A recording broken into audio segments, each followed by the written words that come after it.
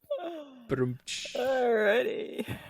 Now we get to the edgy question. Question number 14. Some goofball has given Sega a lot of money to make a Ray game, and you've been tapped to write it. To sweeten the deal, you get to bring up to 4 characters from other media, Adventures of Sonic the Hedgehog, SatAM, Underground, Boom, any character you created under Archie, along for the ride, and have them be made game canon. The catch? It's a psychological horror game where Ray suffers from a brain disease that causes all sorts of problems, from hallucinations to his legs straight up refusing to work for one level. How do you tackle this mammoth task of writing a kid-friendly-ish horror story about Ray trying to find a cure / accept his fate, while trying his hardest not to tip anyone off to what's wrong out of fear? Egad. Okay. But, we already had him once. Infinite is a great opportunity for any psychological horror. Just toss him into a phantom construct. Boom. Anything goes. And that also is a hand-wavy explanation for any cameo characters, because that's just part of the weirdo hallucination that Infinite is crafting because he's a jerk. And Ray is not ever actually paralyzed or in any kind of mental distress. Well, not clinical mental distress, not physical danger, because it's all perceived within the Phantom construct. Hey, that's our escape plan. You see, kids, Ray was never in any true mortal danger. It was all in his mind. Don't think about that explanation too hard. Oh boy. And the driving force behind it is Ray wanting to escape and never quite giving up hope. Because even if he himself is scared and feeling very desperate and alone, he knows that there are others counting on him to get out or to find their way back, or they would be sad if he didn't make it. So darn it, he's going to do his best and figure this out. And, Mighty taught him how to spin dash. He's got a tail. He can move around. Get enough height, he can glide. It'll be fine. He'll figure it out. Do you have any randos that pop up in mind, or you just Let's see. This is the golden opportunity to make something game canon. Sega's not going to stop you. They'll be like, yeah, you can have these idiots.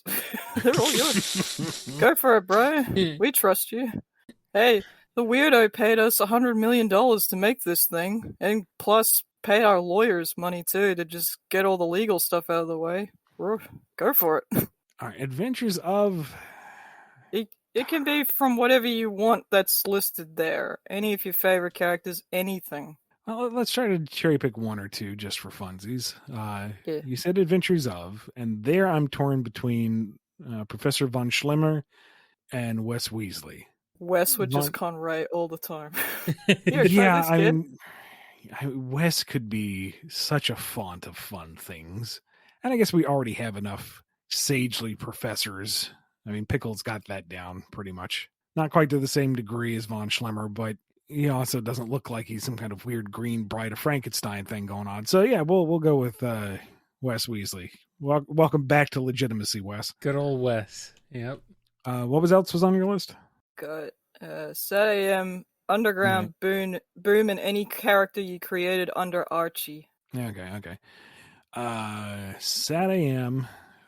Well, we're going to just assume the Freedom Fighters are still in the mix, so we won't waste our wish on that one. We'll bring in Ari. He got a fun design. He might be a neat, questionable anti-hero. Maybe he and Lanolin can join up and do things for the quote-unquote greater good. Boom? I mean, would kind of like to just go ahead and legitimize Styx without any further debate, but since that's already kind of nebulous... Dave. We get so much use out of Dave in this series. Why not? He can be a fun background character. Always Dave. Maybe, he can train Barry on how to run that burger. It's like, hey, now Barry's legitimized too. And anyone I created. Well, if we're just talking solo character, I'm going to default to Eclipse. I miss that boy. He could work really well. Eclipse versus Ray. I'm just seeing, Eclipse just starts mollywopping the guy, and he's like, wait, how are you able to take this many hits? And Ray just gets up, glares at him, and says, I may be dying, but I ain't dying to you. Just whips out the taser chair, and then it's on. It's like, where did you get that? And Underground? Who's a singular character that's worth pulling from Underground? Because you can't really have many fairies. And I've always been obsessed with a fairy called Mauve. She pretends to be an old lady in one episode, and then helps the trio out of a predicament or something. When they pass the test, she gives them an amulet and buggers off. All right. You can have her if you want. Or yeah, sure, why not? She can be the guide. Like, hey, kid, your brainworms are being amplified by the Phantom Ruby. You need to get out of here. Uh-oh. We'll go with that then. Cool. All right. Lucky last question. It's a nice simple one. Ray gets a pasta maker and tries his best to make delicious pasta. Aside from Mighty, who else joins Ray on his pasta quest? It will be Bane. Bane wants to make the delicious pasta. Bane. Oh, don't know if you've seen Harley and the Harley Quinn cartoon. I saw season 1, but Sam and I haven't caught up with the rest of the seasons yet. spoiler warning, one of the later seasons, there is an ongoing subplot with Bane trying to replace a component into his pasta maker. And they kind of drive it into the ground, but then they drive it so far into the ground they hit gold again. Comes back so... again. Yes. Bane is a delightful character in that show. So we're going to go with Bane. The ultimate crossover and the quest for pasta. And you know what? It's going to be wholesome because this version of Bane is going to find all of the uplifting, positive reinforcement he needs from Ray. You know? Tiny squirrel, you're the size of one of my bicep veins, but you fill my heart with joy.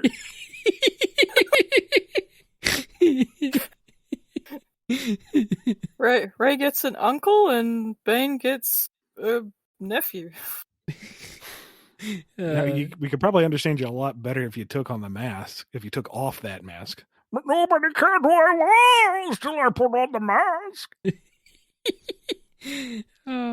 So maybe if you're known for something else, like pasta, yeah, maybe pasta. And I will wear the pasta. No, don't wear the pasta. Okay. Don't put them, no.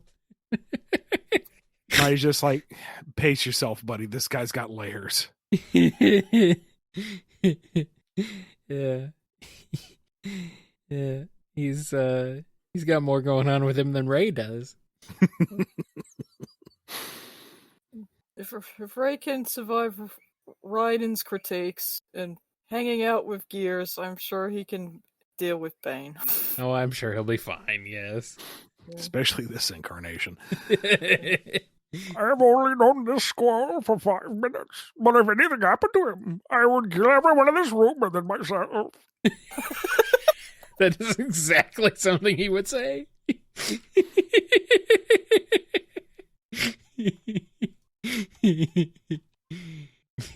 And that's all my questions, all 15 of them. And with perfect timing as well. Before we wrap it up, is there anywhere you want to send folks? I have a DeviantArt and a Tumblr. You can find me both at MightyRay. That's my username. I also have a Ko-fi, so if you like loose change being donated to people, you can send me some loose change there. Kofi.com/MightyRay? All right. MightyRay? Yep, MightyRay. Yay. Anything else you want to cover? No, I'm good. So I'll let you guys go. Thank you very much for having me. Thank you for coming back. I'm sure we'll see you again. Yeah, probably will. Yes, Something will pop up. I checked, and by the way, this is your 6th appearance on the BumbleKast. Oh, wow. Oh, well, I really do renew those memberships pretty quick, huh? Thank you. Thank you very much. Always a good time to have you on. Thank you so much for having me, guys. Always a pleasure. And if you want to be as cool as MightyRay, head over to patreon.com/BumbleKast, Ko-fi.com/BumbleKast, or become a YouTube member and get a guest spot of your own. Be good to yourselves. Be good to each other. Enjoy your pasta. And we will see you next time on the BumbleKast. Bye. Bye. Yes, I do have an agenda. Okay. It's oops, all Ray questions. Oh, my goodness. I'm shocked, stunned. I'm amazed. The autistic person who keeps talking about Ray the Flying Squirrel. There's a whole episode dedicated to Ray the Flying Squirrel. Good. Wow. Good.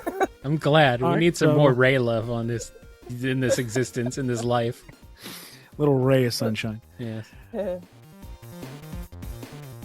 Kind of sits heavy in my stomach. Whereas if I'm just making it here with a shot of Nestle Quick or whatever, it tastes completely different. Yes. But it doesn't weigh on you like the pre-made stuff. Yeah. Yeah. There's something satisfying about that. Carton milk. There's just this coating sensation, but it kind of sticks to your ribs. It's like, this is probably not good to put into my system in large amounts, so I won't. Well, it's good to keep your acid reflux down. Part of that's the calcium, to be fair. I've been trying, operative word trying, to back off on my fast food intake. So yeah, I've been addicted to the Tim Hortons ice caps, which are still after like a decade, yeah, or more. Yeah. Yeah. I mean, they're really good. They are. They're basically just like a slushy with a hint of coffee in it. Yes. I remember. And, for the folks at home who don't know. Yes. And I would get it made, normally it's made with cream You want to talk about heavy. And I'd ask for it with chocolate milk because, it still had the richness but wasn't quite as punchy in the gut. And you can get it with plain milk, and it's fine, but I like that hint of choco. So I started making them at home, and I've got a pretty decent ratio going on. It's not quite the same, but it's also probably half as bad for you. Yeah. So, just a bit of chocolate milk, a little bit of instant coffee, about 2/3 liquid, 1/3 ice. Mm-hmm. Put it in the blitzer, and Yummy, yummy. What is your opinion on milk, Kyle? I love milk. It does a body good. I'm a milk man. I like milk. I tend to use almond milk for like cereal and stuff though, because it's not as the calories are a lot less. But I tried that. I couldn't do it. But for just straight up drinking, yeah, I tend to kind of prefer regular milk. Doesn't matter really what kind. 2%, 1%. Whole milk is maybe a little too heavy. But I can't drink a lot of that, but I like milk.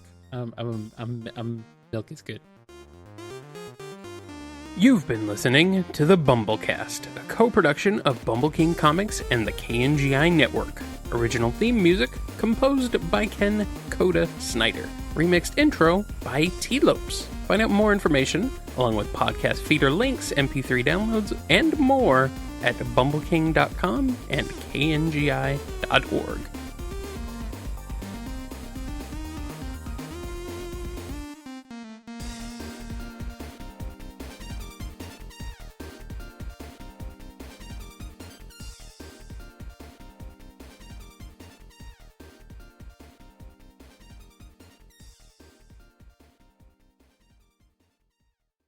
Apparently, I've invented a new trick where I just fall asleep if I work too hard. That's weird. It's like... That's a strange thing. Do you normally not do that? Normally, I just power through the day and be cranky. But now it's like, nope, system shut down. You will accept these changes into the terms of service. No, I need to do other stuff. Da-da-da. Yeah, I've altered your body has altered the deal. Pray it does not alter it any further. Were you sleeping like right before we started?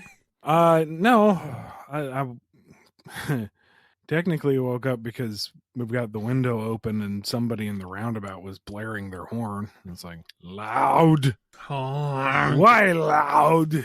What time? Oh, that time. How that time? When that time? Why for this time? Oh, crap. Time. Okay. Up we go. Here we go. All right, here we go. Time for time. Yep. Well, I just got home a little bit ago, about 15 minutes ago. Well, 20 minutes ago now.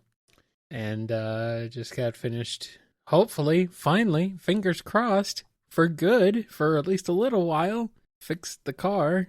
Good. The one that had, leaking issues.